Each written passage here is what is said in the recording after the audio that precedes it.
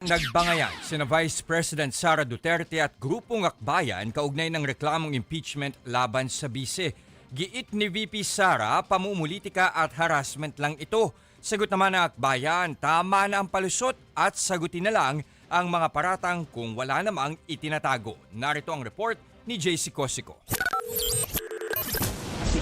Harassment at pang-aabuso sa proseso ng impeachment. Ganyan tinawag ni Vice President Sara Duterte ang impeachment complaint na inendorso ng Grupong Akbayan laban sa kanya. Ang impeachment complaint na inendorso ng Akbayan ay isang papel na walang kalakip na kahit anong ebidensyang magpapatunay sa mga paratang na isinasaad dito.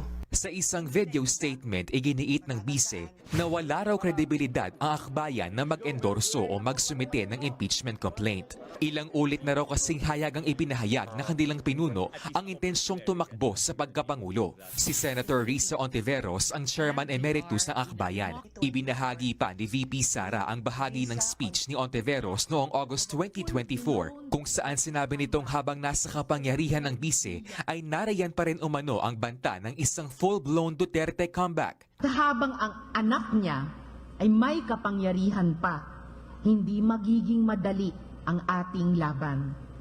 While VP Sara is in power, the threat of a full-blown Duterte comeback is still a very real and present danger. For one, they are supported by one major superpower, China. Inungkat din ni VP Sara ang mga naging pagdinig ng Kongreso na anyay isang malinaw na fishing expedition para sa planadong impeachment laban sa kanya. Paulit-ulit nilang ibinandera ang isyung Mary Grace Piatos bilang umano'y bahid ng katiwalian. Kahit na sa kabila ng lahat ng investigasyon ay wala silang naipakitang kahit isang direktang paglabag sa paggamit ng confidential funds. Wala pang pahayag si Senator Ontiveros sa pahayag ng bise. Hirit naman ni Akbayan President Rafaela David, nakakatawa na sinabi ng bise na walang batayan ang impeachment complaint na inendorso nila. Hindi raw nasagot ng bise ang mga alegasyon kundi inatake lang sila at si Senator Ontiveros. Her video doesn't project confidence. Nangangamoy takot. Simple lang naman ang hinihingi sa kanya. Ipaliwanag ang pagwaldas ng pera ng bayan. Tama na ang palusot, Madam Sara. Buwelta naman ni mamamayang Liberal Party List Representative Leila De Lima, hindi pwedeng pamumulitika lang ang isagot ng bise. Dapat daw niyang patunayan mismo kung totoo ngang walang basihan ng reklamong impeachment. Ang ikalawang impeachment complaint laban kay VP Sara ang inendorso ni De Lima at Akbayan Party List Representative Percy Sandanya.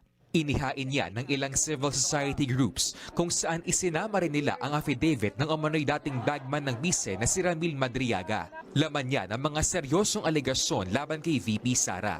Ayon sa kanyang abogado na si Attorney Raymond Palad, handang humarap ang kanyang kliyente sakaling ipatawag kaugnay nito. Sakali rin daw na umabot ito sa impeachment trial, ready rin daw si Madriaga na magpakita ng mga ebidensya. Kaya nga ho, yung efforts namin na makuha yung 3 mobile phones niya, andyan lahat ng ebidensya. At least the impeachment court can subpoena, can order the court to surrender the 3 mobile phones for forensic examination. Pinaplano rin na maisama sa Witness Protection Program ng Department of Justice si Madriaga na nasa BJMP Taguig dahil sa kasong kidnapping. Para yan sa kanyang seguridad kasunod ng mga naging pahayag niya laban sa bise. Kasi may mga nakarating ng info sa kanya na may patong na siya sa ulo, na kung sino makakapatay, makakasaksak, ganito ang presyo. So we take that with seriously, no? Sa ngayon, naitransmit na sa opisina ni House Speaker Bogie D ang 2 impeachment complaints laban kay VP Sara. Nagbabalita mula sa Frontline, JC Cosico, News 5. Mga kapatid, ako po si Ruth Cabal. Dito tayo sa totoo, dito tayo sa True FM. Mag-follow at mag-subscribe din po kayo sa aming social media accounts at True Network PH. Diyan po yan sa aming X na dating Twitter, sa FB, sa Instagram, sa YouTube, sa TikTok at sa mga podcast. At syempre, tutok din po kayo sa Signal True TV Channel 19.